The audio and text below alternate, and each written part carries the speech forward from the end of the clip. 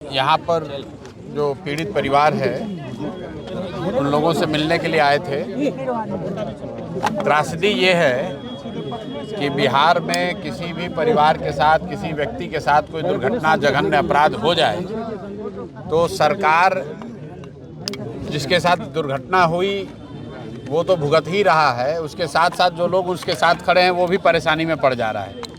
ये जो घटना है जिसमें एक माइनर छोटी बच्ची के साथ रेप हुआ है, उसके बाद उसकी हत्या हो गई और उसके बाद जब समाज उग्र हुआ या समाज ने उस प्रोटेस्ट किया, कुछ प्रदर्शन हुआ है, तो जैसा कि लोग बता रहे हैं कि उसमें 40 से ज़्यादा लोगों को नामजद अभियुक्त बना दिया गया। तो समाज दोनों ओर से मारा जा रहा है।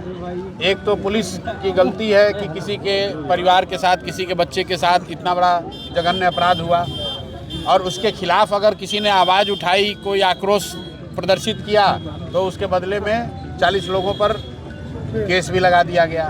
जो मुझे लोग बता रहे हैं अभी जो पीड़िता के साथ हुआ उस पर पुलिस ने शायद कार्रवाई की है, लेकिन अभी मैं जिन लोगों से मिला हूँ, पूरा जो यहाँ मोहल्ला है वहाँ पर तो लोग इस बात को लेकर ज़्यादा परेशान हैं कि हर दिन यहाँ पुलिस रेड कर रही है और कोई 6 लोग जेल में हैं और बाकी के करीब 38-39 लोगों को पुलिस खोज रही है। तो मेरा अपना मानना है कि जो कुछ भी हुआ है इसको प्रशासन को मानवीय नज़रिया रखना चाहिए। अपराधी जो है उस पर तुरंत उसको अरेस्ट किया है, उस पर फास्ट ट्रैक कोर्ट में शायद मामला चल रहा है, जल्दी से जल्दी उसको सज़ा मिलनी चाहिए। लेकिन उस घटना से जुड़े हुए जो घटनाक्रम है उसमें कई लोग जो अपराधी घोषित कर दिए गए हैं या जिन पर पुलिस ने केस कर दिया है, उन पर मानवीय रुख अपनाकर लोगों को परेशान नहीं करना चाहिए, उनको छोड़ देना चाहिए। ऐसे अपराध के लिए क्या सिर्फ उम्र कैद की सजा सही है? भाई सज़ा क्या है वो तो पोस्को एक्ट में जो भी न्यायालय तय करेगा वही सज़ा सही मानी जाएगी। हम लोग नागरिक होने के नाते आप तो ये कह सकते हैं कि कड़ी से कड़ी सज़ा मिले जो न्याय संगत हो, लेकिन यहाँ पर जो मामला है वो 2 मामला है।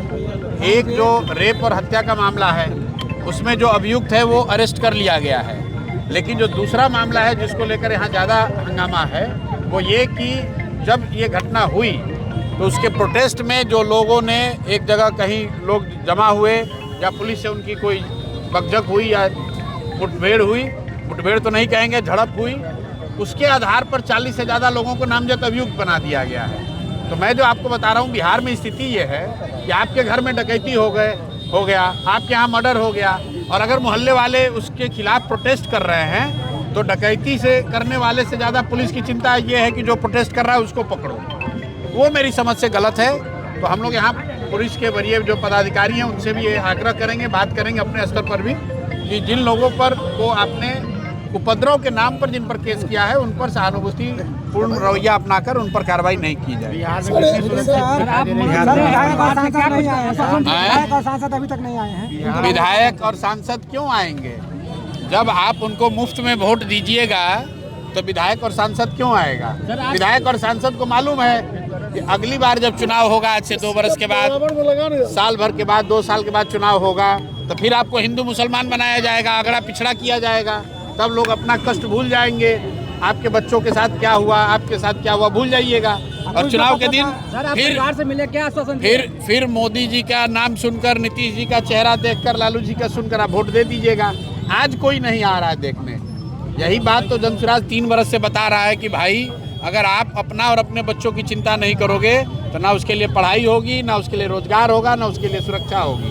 कितनी सुरक्षित है बेटियां? मेरा ये सवाल है बिहार में। भाई जो पिछले 2 महीनों से हम लोग देख रहे हैं, अभी तो नई सरकार चुन कर आई है, अभी बोलने पर तो लोग यही कहेंगे कि अभी कार्रवाई हो रही है, लेकिन पिछले 2 महीने से आप देख रहे हैं, चाहे जहानाबाद के नीट की छात्रा का मामला हो, मधेपुरा में, खगड़िया में, पूर्णिया में, हर जगह रेप और मर्डर की जो घटनाएं हैं वो बहुत बड़ी संख्या में अभी लोग बता रहे हैं और ये उसी कड़ी में एक घटना है। लेकिन मैं जो बात आपके जरिए बताना चाह रहा हूँ बिहार के समाज को कि आपके साथ कोई दुर्घटना हो जाए, कोई आपके साथ, आपके परिवार के साथ, आपके जानने वाले के साथ जघन्य अपराध कर दे, तो अपराधी जब पकड़ा जाएगा, लेकिन अगर आपने आवाज़ उठाई तो सबसे पहले आपको पकड़ा जाएगा।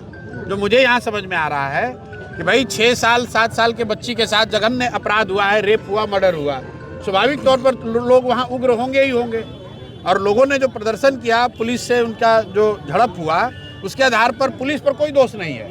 पुलिस ने 6 लोगों को पकड़ के अंदर कर दिया। तो भाई जो जघन्य अपराध हुआ तो कितने पुलिस वाले सस्पेंड हुए ये भी तो बताओ। अगर वो घटना हुई ही नहीं रहती तो क्यों पुलिस के साथ किसी का झड़प होता है?